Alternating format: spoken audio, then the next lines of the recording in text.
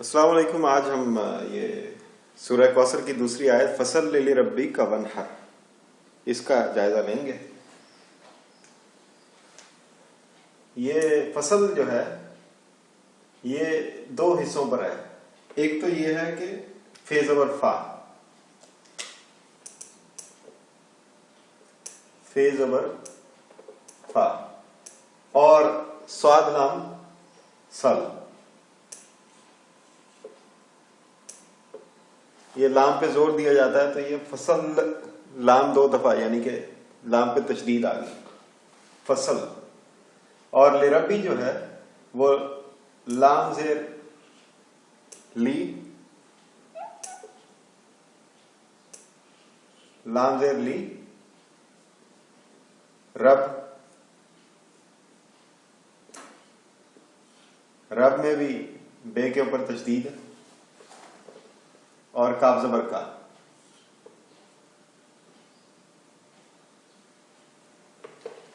और वनहर में वाव ज़बर वाह है। ये दो अलग अलग लफ्ज हैं। वाव जो और के लिए आता है वो, और अनहर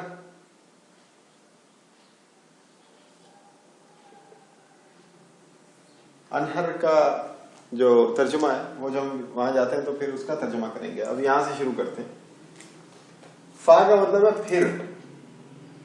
ये इंग्लिश में जो देन आता है ना, THEN वाला, उसको अरबी में फा कहते हैं।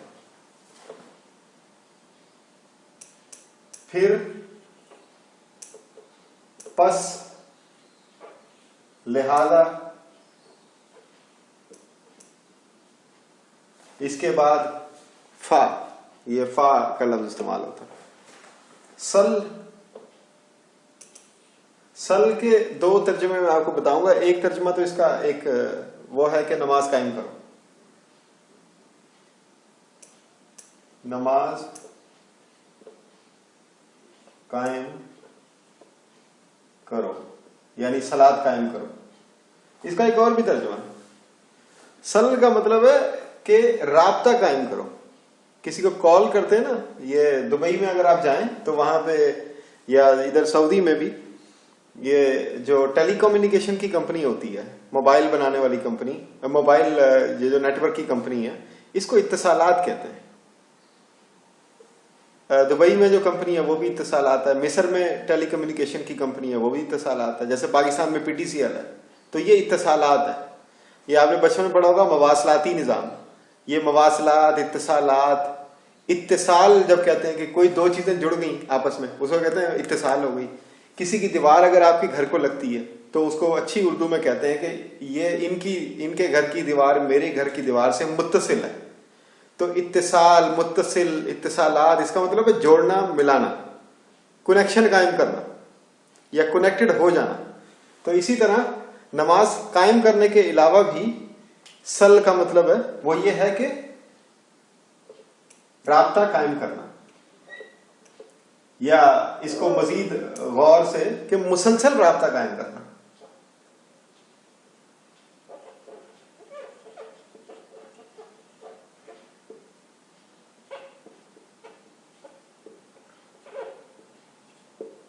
कि मुसलसल राब्ता कायम करो। अल्लाह ताला हुक्म दे रहे हैं, लिहाजा नमाज कायम करो या मुसलसल राब्ता कायम करो। क्योंकि जब आप कॉल करते हैं तो अगर 5 मिनट की कॉल है तो 5 मिनट आपका राब्ता खत्म नहीं होता, आपकी कॉल जारी होती। तो इसी तरह सल का मतलब, जैसे आप नमाज पढ़ते हैं, 4 रकात पढ़ते हैं, तो 4 रकात में ये नहीं कि 2 भी पढ़ ली 2 बाद में पढ़ लेंगे, नहीं, मुसलसल राब्ता, एक कॉल होती है। वो जो सलात है आपकी वो एक कॉल है कि आप अल्लाह ताला से बात कर रहे हैं। अल्लाह ताला आपकी बात सुन रहे हैं और आपको भी महसूस हो रहा है कि मैं अल्लाह ताला से बात कर रहा हूं तो अल्लाह ताला सुन भी रहे हैं। तो ये सलात की जो मरकजी ख्याल है वो ये है कि आप रोज अल्लाह से बात करें। तो अल्लाह ताला फरमा रहे हैं कि लिहाजा आप सलात कायम कीजिए और मुसलसल कीजिए। लिरब्बिक, ली का मतलब वास्ते, बीच में लाइन लगा लेते हैं।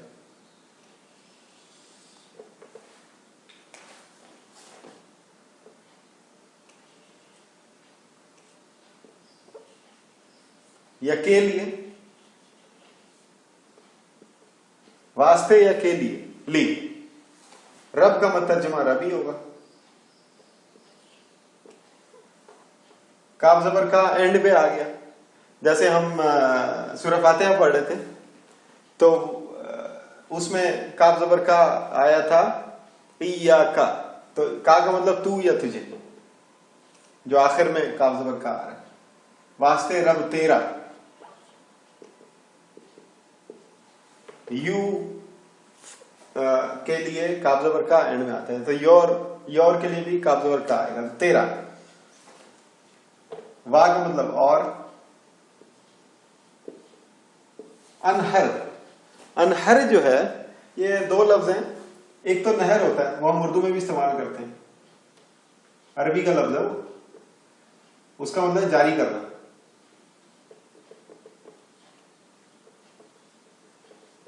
ये दो आंखों वाली है आती है उसमें, लेकिन ये दूसरा वाला, इसमें है हलवे वाली आ रही, तो अगर वो आ जाए नहर, नहर का मतलब है ये जो गर्दन है इसका सामने वाला हिस्सा नहर कहलाता है। गर्दन का सामने वाला हिस्सा ये नहर है। तो ये अब अलिफ जबर आ शुरू में या अलिफ शुरू में लगा दिया तो इसका मतलब क्या हुआ, और गर्दन दो, ये गर्दन दो, हुक्म मिल गया, और गर्दन पेश करो।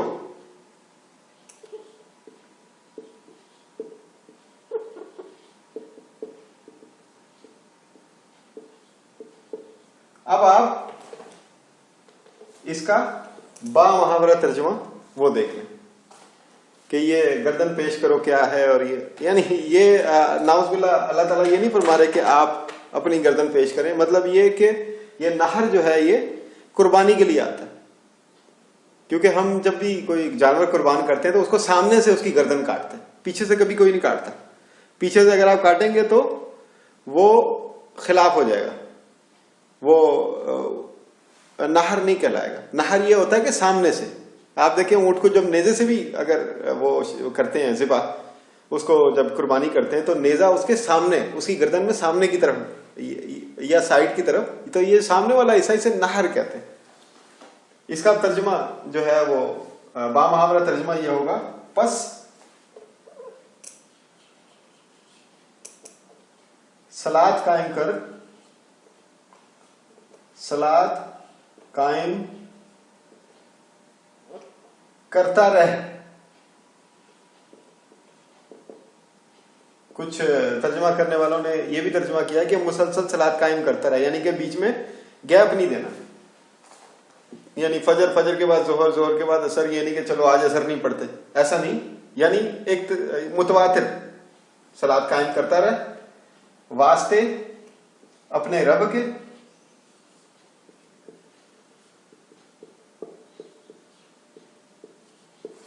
और कुर्बानी पेश करता है।